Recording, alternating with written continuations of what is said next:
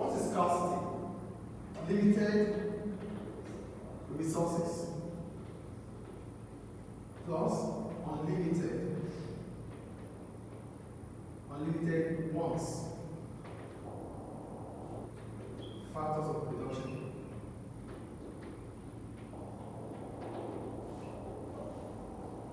So, economics will teach us how we can manage resources. Are you with me? So the factors of production, the land, the labor, the capital, the enterprise, they are not always enough. Or do you think they are enough? Do you think they are enough? The land, the labor, the capital, the enterprise. Do you think they are enough? To use? No. They are not. And that is why every now and then we have to buy. The only thing that is enough is the air we breathe in. That's why we want to pay for it. Do we? No. So what else we have in this world that we have to use has to be paid for, because they are not always enough.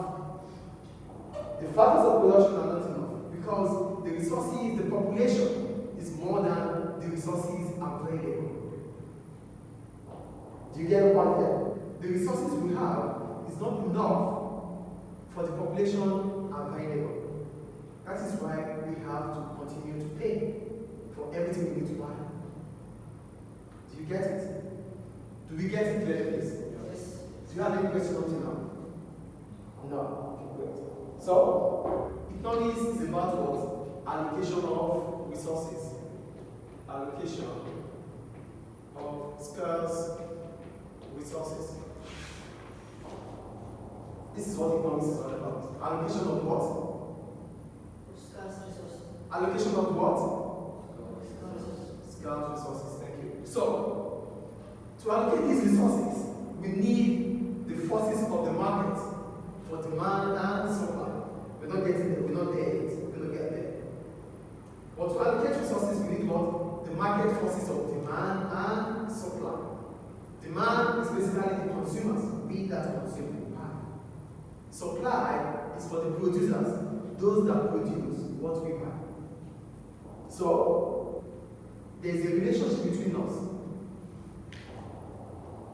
We need to buy, they have to sell. But before they could sell, they have to produce.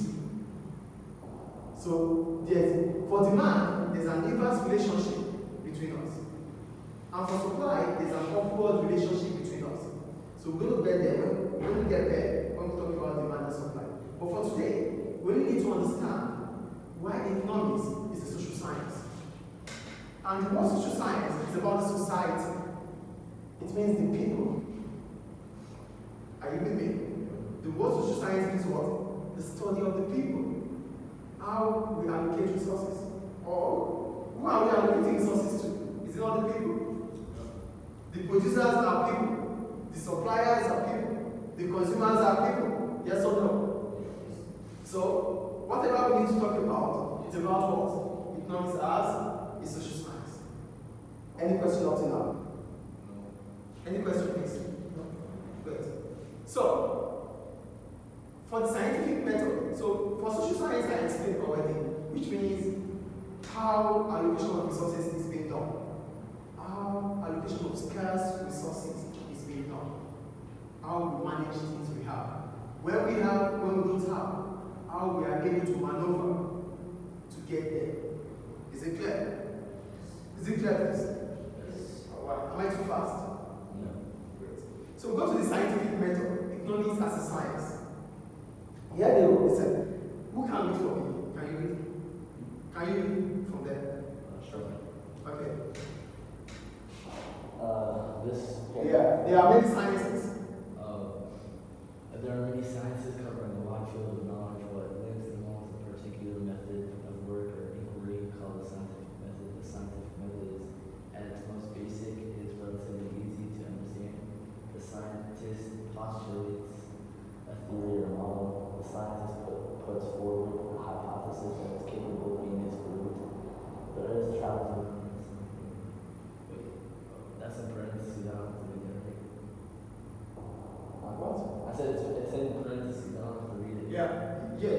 about that, just continue. They then gather evidence to either support the theory or refute it. Observation of space gives evidence to support the theory that the Earth travels around the sun. However, data refutes the idea that the Earth travels around the sun. They will gather evidence through controlled experiments. From this, they will then accept, modify, or refute the theory. The Earth does travel around the sun. Okay, continue. I'll continue. Continue this, yes. Theories that gain universal acceptance are often called laws, hence we have the law of gravity. Of individuals. However, really all economics is based on the study of the behavior of groups of individuals. The behavior of groups is often far more predictable than that of individuals. Moreover, we tend to judge the science on its ability to establish laws that are certain observations of space. Nonetheless, even in the hard science such as physics, it has become established that some laws can only be stated in terms of probabilities. In economics, much analysis is described using terms such as it is likely that, or this may possibly happen. Economists use the type of language because they know they can only predict. They have insufficient data to make firm prediction. So in part, it is because other variables will change at the same time, altering the course of events. However, it's also used because economists know that human behavior will while broadly predictable, it's not predictable to the last €1 spent on the nearest $1 of income. So, there's a difference between sciences and social science. In science, you can see the reality by going to the laboratory to test that hypothesis. So testing the hypothesis will give a result, yes or no? So if it gives a positive result, it becomes law. But in social science, it needs human behavior. So because you have to study human behavior, and human behavior is dynamic, your behavior is here from my behavior. My behavior is here from his behavior. His behavior is here from that of Elias. So we have different behavior. So it is easy in economics to study the group rather than what the individual. Do you get it? In economics, it's easier to study the group rather than the individual. Studying the group means I'm studying grade 11 AS level or grade 11 business department. Grade 11. I am not studying Elias. I am not studying Mohammed. I'm not studying Ahmed. I'm not studying Abdul Rahman. Right? I am studying grade 11. That becomes easier than to start studying each other. So in economics, we use what? The group, basically. And most of the time, we use assumptions. It's likelihood it happens. It may not. Because when you think about it happening, maybe you change your mind. Maybe I change my mind. Then, my objectivity then becomes subjectivity. It doesn't work. So economics is what the social science because it studies human behavior in relationship between the ends and councils that have alternative uses. So economics studies what? Human behavior in relationship to what? Scarcity. Because we have to allocate resources. Do you have any questions about that? Is it clear? Yes. We understand economics as a science. Economics will be a science if it has to go through the laboratory. But economics is what? A social science. Because it studies what? Human behavior. Any questions about economics as a science? Economics as a social science? Do you have any question? Both are clear, right? Yes. So we go to theories and then models now. Who's going to how can you read this? Can you read now? Please read. Okay. So you can't see clearly. Let me zoom it. What about now? Okay.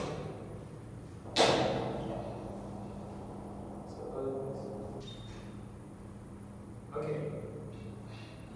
Theory and models. Yeah. The term theory and model are both used to mean the same thing. There is no exact distinction to be made between the two. However, an economic theory is generally expressed in looser terms than a model.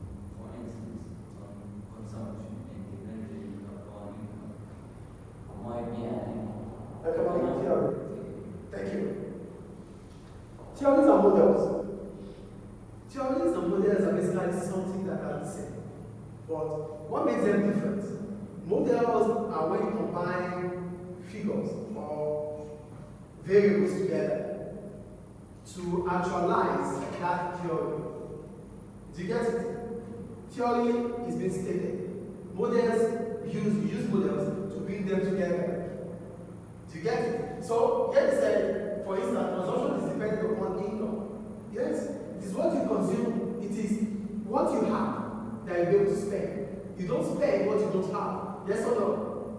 So whatever you have to consume will be dependent on what you have in your pocket. So whatever you need to buy depends on what amount of money you have. I think that's clear. Continue, please. Theories can often be expressed in words, economic models, because they require greater Precision.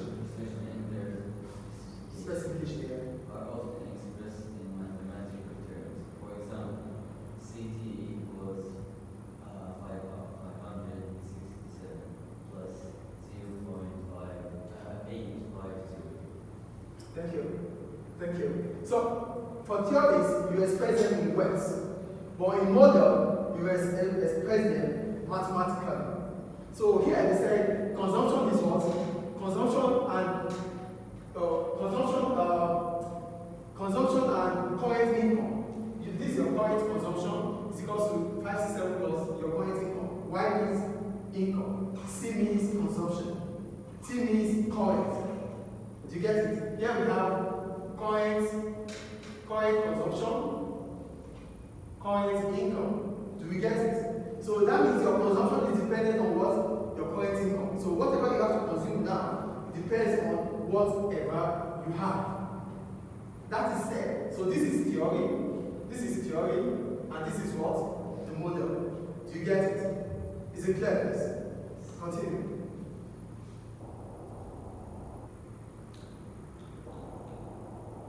So I think you understand model and theory now. Theory is being said as words. Model is representing that word mathematically. Do you understand the difference between models and theory? Should I write them out? Okay. I think I can work off now, right?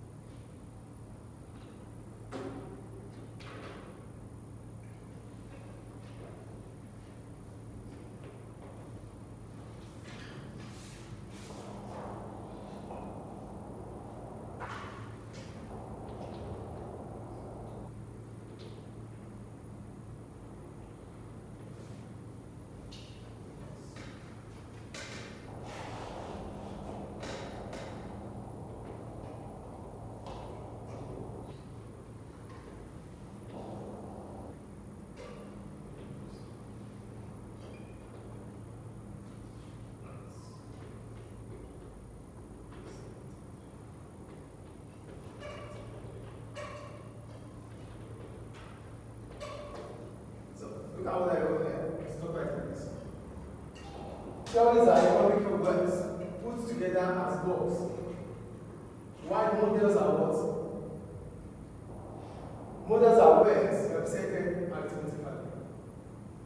So when you say the current consumption is constant, it means CT is equals to 567 plus 0.8521. Where 567 is a constant, CT is the current consumption, and Y is the current income. So we have a constant, we have this as a constant, we have our current consumption, and we have our current income. So this is constant. This is current consumption,